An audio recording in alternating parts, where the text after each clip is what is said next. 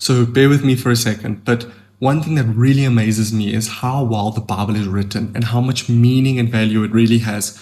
And I'm not going to speak about how many people wrote it and over what course of time they wrote it, but just some of the stories in the Bible, how many layers there are of value and knowledge and wisdom in some of the stories and encounters in the Bible.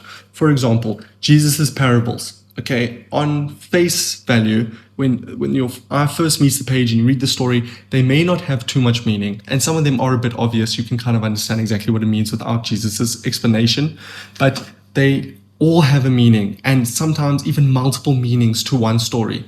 And my wife's favorite story in the Bible is when Jesus curses the fig tree. Now, it seems like a strange story. I must admit, the first time I read the Gospels, I also thought, I laughed. I thought, this is pretty odd. It's a strange story to include. It's so small and it doesn't really explain itself.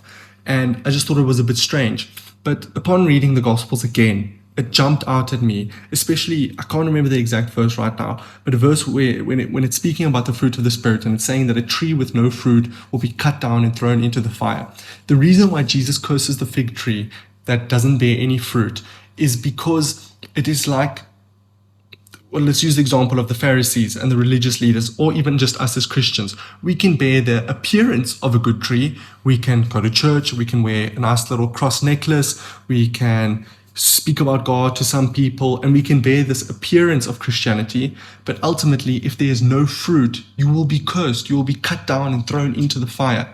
Now, that's not really the message I want to focus on. I'm just focusing more on the fact that it's incredible that even such a small story, it takes up about 4 lines in the chapters, that may seem like a story with absolutely no meaning, has value to it. It has knowledge and wisdom in it that you need to unlock. And sometimes you don't unlock that reading it the first time.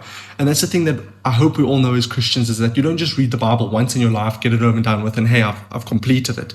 It's something that we are called to continuously spread time in, to read over and over. I'm sure if you're a devout Christian, if you spend your life following Christ, you'll read the Bible multiple times. You'll read some verses 4, 5, 10, 12, 20, 40, however many times. But I just wanted to share with you how fascinated I am that, to me, it's just clear confirmation that it must be the divine word of God, that it's God-breathed, everything that's inside the Bible, because it all has meaning, all has wisdom, and all has value. And this is just something I wanted to share with you today.